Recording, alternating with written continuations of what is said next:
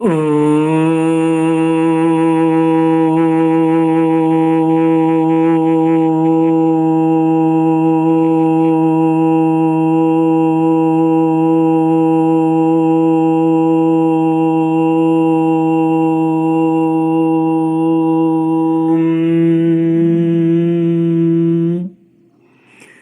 श्री गुरुचरण कमलेभ्यो नमः। श्री गणेशाय नमः। श्री सरस्वत्यै नमः। श्री विष्णवे नमः। श्री कृष्ण गोविंद हरे मुरारी, हे नाथ नारायण वासुदेव। श्री कृष्ण गोविंद हरे मुरारे, हे नाथ नारायण वासुदेव। ओम नमो भगवते वासुदेवाय। ओम नमो भगवते वासुदेवाय। श्री कृष्ण गोविंद हरे मुरारे, हे नाथ नारायण वासुदेव। हे नाथ नारायण वासुदेव। हे नाथ नारायण वासुदेव। हे नाथ नारायण वासुदेव। श्री कृष्ण गोविंद हरे मुरारे, हे नाथ नारायण वासुदेव। ओम नमो भगवते वासुदेवाय। ओम नमो भगवते वासुदेवाय। ओम नमो भगवते वासुदेवाय। ओम नमो भगवते वासुदेवाय। ओम नमो भगवते वासुदेवाय। ओम नमो भगवते वासुदेवाय। कृष्णाय वासुदेवाय हरये परमात्मने प्रणतक्लेशनाशाय गोविन्दाय नमो नमः। कृष्णाय वासुदेवाय देवकी नंदनाय च नंदगोपकुमाराय गोविन्दाय नमो नमः। सच्चिदानन्दरूपाय विश्वोत्पत्त्यादिहेतवे तापत्रयविनाशाय श्रीकृष्णाय वयं नमः। सच्चित आनंद स्वरूप परमात्मा जो सृष्टि के उत्पत्ति पालन और श्रृंगार करता है तथा जीवों के आध्यात्मिक आदि दैविक आदि भौतिक तापों को नष्ट करने वाले हैं, अर्थात जीवों के मानसिक शारीरिक और भौतिक दुखों को दूर करने वाले हैं, उन श्री कृष्ण भगवान को हम नमस्कार करते हैं। श्री कृष्ण गोविंद हरे मुरारे, हे नाथ नारायण वासुदेव। श्रीमद्भागवत 10वां स्कंद 87तमोऽध्यायः श्लोक 22 से। श्री शुक उवाच तत्रैका पुरुषो राजन्नागतो पूर्वदर्शन विज्ञापितो भगवते प्रतिहारे प्रवेशिता। स नमस्कृत्य कृष्णाय परेशाय कृताञ्जलिः राज्ञामावेदयद् दुःखं जरासंध निरोधजम्। श्रीमद्भागवत 10वां स्कंद 17वां अध्याय श्लोक 22 से।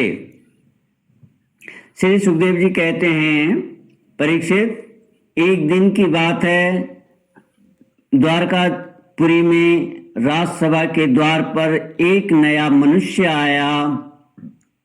द्वारपालों ने भगवान को उसके आने की सूचना देकर उसे सभा भवन में उपस्थित किया। उस मनुष्य ने परमेश्वर भगवान श्री कृष्ण को हाथ जोड़कर नमस्कार किया और उन राजाओं का जिन्होंने जरासंध के दिग्विजय के समय उसके सामने सिर नहीं झुकाया था और बलपूर्वक कैद कर लिए गए थे, जिनकी संख्या 20,000 थी, जरासंध के बंदी बनने का दुख श्री कृष्ण के सामने निवेदित किया। जरा सच्चिदानंद स्वरूप श्री कृष्ण, आप मन और वाणी के अगोचर हैं। जो आपकी शरण में आता है उसके सारे भय आप नष्ट कर देते हैं। प्रभु, हमारी भेद बुद्धि मिटी नहीं है। हम जन्म मृत्यु रूप संसार के चक्कर से भयभीत होकर आपकी शरण में आए हैं। भगवान, अधिकांश जीव ऐसे सकाम और निषिद्ध कर्मों में फंसे हुए हैं कि वे आपके बतलाए हुए अपने परम कल्याणकारी कर्म आपकी उपासना से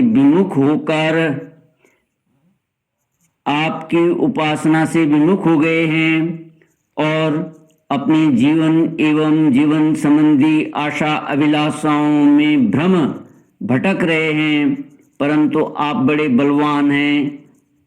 आप काल रूप से सदा सर्वदा सावधान रहकर उनकी आशा लता का तुरंत समूल उच्छेद कर डालते हैं। हम आपके उस काल रूप को नमस्कार करते हैं। आप स्वयं जगदीश्वर हैं और आपने जगत में अपनी ज्ञान बल आदि कलाओं के साथ इसलिए अवतार ग्रहण किया है कि संतों की रक्षा करें और दुष्टों को दंड दें। ऐसी अवस्था में प्रभु, जरासंध आदि कोई दूसरे राजा आपकी इच्छा और आज्ञा के विपरीत हमें कैसे कष्ट दे रहे हैं, यह बात हमारी समझ में नहीं आती। यदि यह कहा जाए कि जरासंध हमें कष्ट नहीं देता, उसके रूप में उसे निमित्त बनाकर हमारे अशुभ कर्म ही हमें दुख पहुंचा रहे हैं, तो यह भी ठीक नहीं, क्योंकि जब हम लोग आपके अपने हैं तब हमारे दुष्कर्म हमें फल देने में कैसे समर्थ हो सकते हैं। इसलिए आप कृपा करके अवश्य ही हमें इस क्लेश से मुक्त कीजिए। प्रभु, हम जानते हैं कि राजापने का सुख प्रारब्ध के अधीन एवं विषय साध्य है और सच कहें तो स्वप्न सुख के समान अत्यंत तुच्छ और असत है। साथ ही उस सुख को भोगने वाला यह शरीर भी एक प्रकार से मुर्दा ही है और इसके पीछे सदा सर्वदा सैकड़ों प्रकार के भय लगे रहते हैं। परंतु हम तो इसी के द्वारा जगत के अनेकों भार ढो रहे हैं और यही कारण है कि हमने अंतःकरण के निष्काम भाव और निसंकल्प स्थिति से प्राप्त होने वाले आत्म सुख का परित्याग कर दिया है। सचमुच हम अत्यंत अज्ञानी हैं और आपकी माया के फंदे में फंसकर क्लेश पर क्लेश भोगते जा रहे हैं। भगवान, आपके चरण कमल शरणागत पुरुषों के समस्त शोक और मोह को नष्ट कर देने वाले हैं। इसलिए आप ही जरासंध रूप कर्मों के बंधन से हमें छुड़ाइए। प्रभु, यह अकेला ही 10,000 हाथियों की शक्ति रखता है और हम लोगों को उसी प्रकार बंदी बनाए हुए है जैसे सिंह भेड़ों को घेर रखे हैं। चक्रपाणी, आपने 18 बार जरासंध से युद्ध किया और 17 बार उसका मान मर्दन करके उसे छोड़ दिया, परंतु एक बार उसने आपको जीत लिया। हम जानते हैं कि आपकी शक्ति, आपका बल, पौरुष अनंत है, फिर भी मनुष्यों का सा आचरण करते हुए आपने हारने का अभिनय किया है, परंतु इसी से उसका घमंड बढ़ गया है। हे अजित, अब वह यह जानकर हम लोगों को और भी सताता है कि हम आपके भक्त हैं, आपकी प्रजा हैं। अब आपकी जैसी इच्छा हो वैसा कीजिए। श्री कृष्ण गोविंद हरे मुरारे, हे नाथ नारायण वासुदेव। दूत ने कहा, भगवान, जरासंध के बंदी नरपतियों ने इस प्रकार आपसे प्रार्थना की है, वे आपके चरण कमलों की शरण में हैं और आपका दर्शन चाहते हैं। आप कृपा करके उन दिनों का कल्याण कीजिए।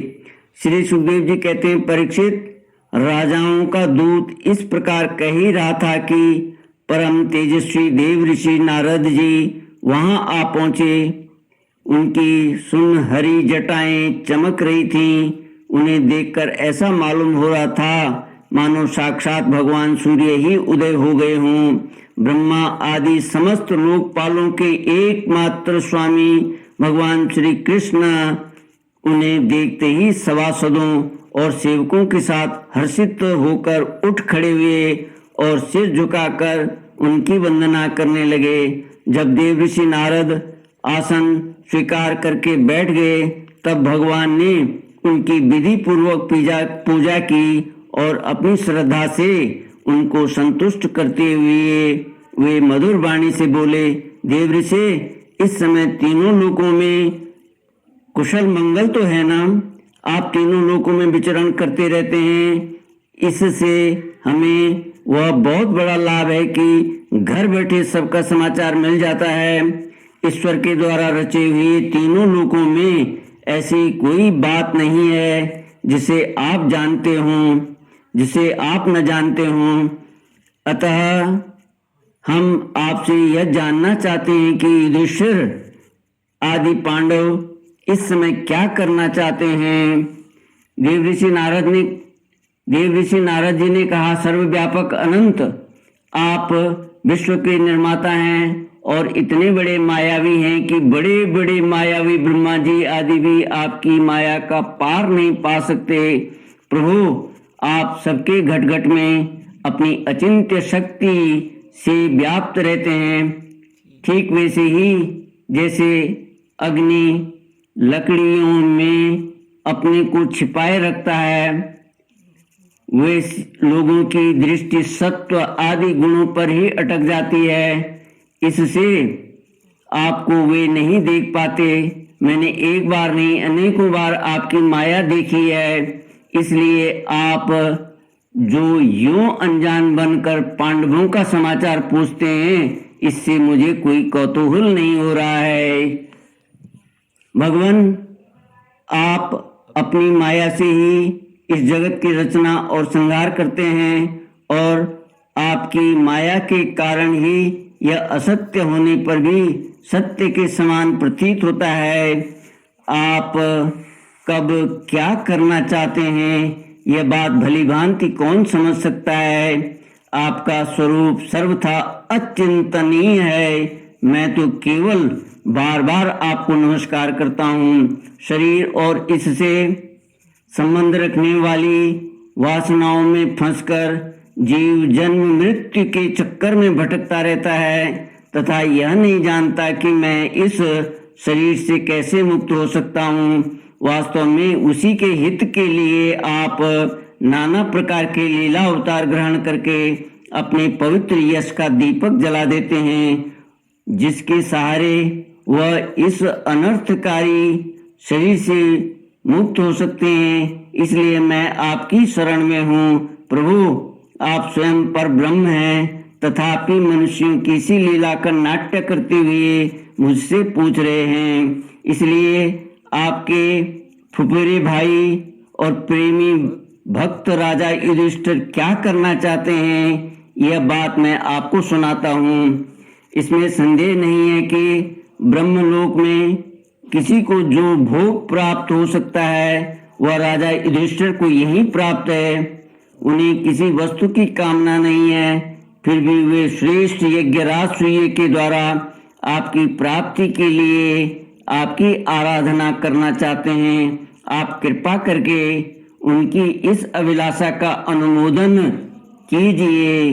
भगवान, उस श्रेष्ठ यज्ञ में आपका दर्शन करने के लिए बड़े बड़े देवता और यशस्वी नरपति गण एकत्र होंगे। प्रभु, आप स्वयं विज्ञानानंद घन ब्रह्म हैं।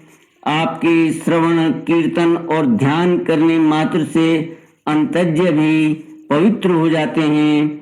फिर वे आपका दर्शन और स्पर्श प्राप्त करते हैं। उनके संबंध में तो फिर जो आपका दर्शन और स्पर्श प्राप्त करते हैं उनके संबंध में तो कहना ही क्या है। त्रिभुवन मंगल, आपकी निर्मल कीर्ति समस्त दिशाओं में छा रही है तथा स्वर्ग, पृथ्वी और पाताल में व्याप्त हो रही है। ठीक वैसे ही जैसे आपकी चरणामृत धारा स्वर्ग में मंदाकिनी, पाताल में भोगवती और मर्त्यलोक में गंगा के नाम से प्रवाहित होकर सारे विश्व को पवित्र कर रही है। श्री सुखदेव जी कहते हैं, परीक्षित, सभा में जितने यदुवंशी बैठे थे वे सब इस बात के लिए अत्यंत उत्सुक हो रहे थे कि पहले जरासंध पर चढ़ाई करके उसे जीत लिया जाए। अतः उन्हें नारद जी की बात पसंद न आई। तब ब्रह्मा आदि के शासक भगवान श्री कृष्ण ने तनिक मुस्कुराकर बड़ी मीठी वाणी से उद्धव जी से कहा। भगवान श्री कृष्ण ने कहा, उद्धव, तुम मेरे हितैषी सुहृद हो, शुभ सम्मति देने वाले और कार्य के तत्व को भलीभांति समझने वाले हो, इसलिए हम तुम्हें अपना उत्तम नेत्र मानते हैं। अब तुम्हें बताओ कि इस विषय में हमें क्या करना चाहिए। तुम्हारी बात पर हमारी श्रद्धा है, इसलिए हम तुम्हारी सलाह के अनुसार ही काम करेंगे। जब उद्धव जी ने देखा कि भगवान श्री कृष्ण सर्वज्ञ होने पर भी अनजान की तरह सलाह पूछ रहे हैं, तब वे उनकी आज्ञा शिरोधार्य करके बोले, श्री कृष्ण गोविंद हरे मुरारे, हे नाथ नारायण वासुदेव। इति श्रीमद्भागवते महापुराणे पारमहंस्यां संहितायां दशमस्कन्धे उत्तरार्धे भगवद्ज्ञान विचारे सप्ततितमोऽध्यायः।